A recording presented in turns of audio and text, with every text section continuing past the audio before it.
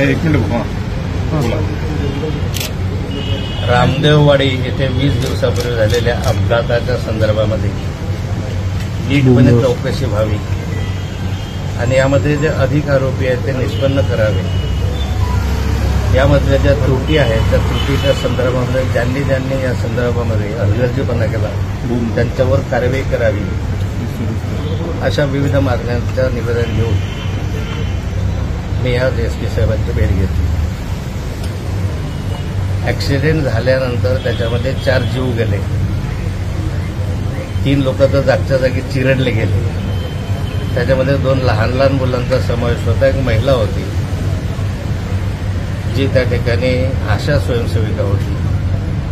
अशा स्थितीमध्ये या घटनेची चौकशी करण्यासाठी पोलिसांनी 17 दिवस लावले. 17 दिवस पोलिसांनी कुठल्याही प्रकारची कारवाई यामध्ये केली नाही. त्यानंतरच्या कालखंडामध्ये मी स्वतः DG रश्मी शुक्ला मॅडम, आदरणीय देवेंद्रजी फडणवीस, आदरणीय चीफ सेक्रेटरी नितीन करीर, आदरणीय SP साहेब, सुजाता सोनी गृह सचिव इतक्यांशी मी बोलण्याचा प्रयत्न केला, बोललो आणि त्यांच्या कानावर गंभीर विषय घालून एक पत्र त्यांना 20 तारखेला मी दिलं आणि त्यामध्ये जर 8 दिवसाच्या आत या सर्वांवर कारवाई करून अटक केली नाही तर आम्ही बंजारा समाजासहित सर्व या ठिकाणी आंदोलन करू, आम्ही उपोषण करू अशा स्वरूपाचं एक पत्र त्यांना दिलं. त्यानंतर कारवाईला सुरुवात झाली आणि या कारवाईमध्ये फार काही प्रोग्रेस आहे असं मला म्हणता येणार नाही. यामध्ये जे आरोपी आहेत त्या आरोपींना हॉस्पिटलमधून ऍडमिट केलं असं दाखवलं गेलं. वास्तविक हे आरोपी काही इतके हॉस्पिटल होण्यासारखे 17 दिवस हॉस्पिटलमध्ये राहण्यासारखे नव्हते. दुसरा आरोपी जो पकडला गेला किंवा ज्याचं नाव आहे हे तर त्यांना कुठलाही मार लागलेला नव्हता तरी कुणालाही अटक त्या संदर्भामध्ये करण्यात आलेली नाही. एकंदरीत पाहिलं तर हे पोलीस राजकीय दबावाखाली हे प्रकरण दडपत आहे की काय अशी स्थिती आहे. जो अभिषेक कौल म्हणून आहे, हा कौल जळगाव जिल्ह्यातल्या एका मंत्र्याचा PA म्हणून घेतला जातो. किंबहुना त्या मंत्र्यांचे जे रस्त्यांचे वगैरे काम आहे तोच करतो हे सर्वांना ज्ञात आहे.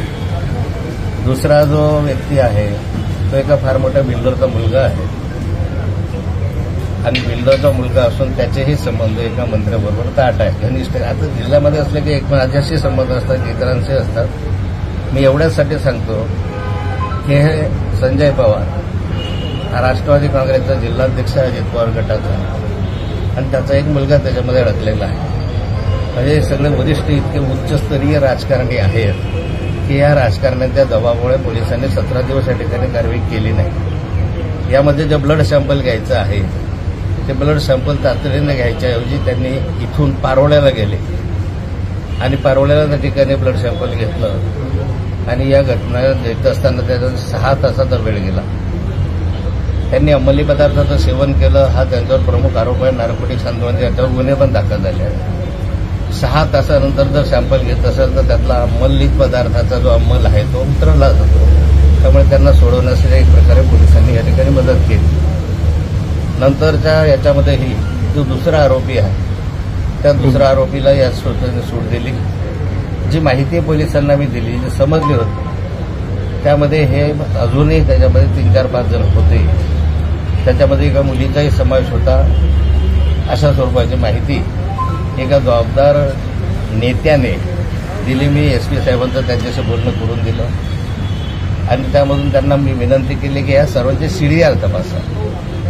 त्यावेळेस फोन कुणाकुणाचे आले, कुणाला आले आणि SP साहेबांना ही विनंती केली की तुमच्याहीकडे कुणाकुणाचे मोबाईलवर फोन आले तपासलं पाहिजे, कारण एखाद्या वेळेस तुम्हाला कुणातरी मंत्र्यांचे फोन येण्याची शक्यता नाकारता येत नाही. एकंदर हे सर्व प्रकरण जे आहे ते संशयाच्या घेरात आहे. माझी अपेक्षा अशी आहे की आरोप आक्षेप अनेक असू शकतात, त्यातलं सत्य बाहेर आलं पाहिजे. एक गोरगरीब माणसाचे मुलं या ठिकाणी चिरडले गेले आणि त्या संदर्भामध्ये पोलीस या ठिकाणी कोर्टामध्ये म्हणावी तशी बाजू लावून धरत नाहीये. त्यांना या ठिकाणी पोलीस कस्टडी मिळाली. दुर्दैवाने पुण्याच्या घटनेमध्ये जे प्रकारानं म्हणजे पुण्याच्या घटनेची जेवढी गंभीरतेनं नोंद सरकार घेत आहे त्याच्याही पेक्षा मोठी ही घटना आहे. लहान लहान मुलांना चिरडण्याची आहे. पण सरकारने या ठिकाणी अजूनपर्यंत हे गंभीरतेनं घेतलेलं नाही. सरकारने या प्रकरणाकडे गंभीरतेनं लक्ष द्यावं. या प्रकरणामध्ये ज्या अधिकाऱ्यांनी हलगर्जी केली त्या हलगर्जी केलेल्या अधिकाऱ्यांची चौकशी करावी आणि त्यांच्याविरुद्ध कारवाई करावी अशी आमची मागणी आहे. या प्रकरणामध्ये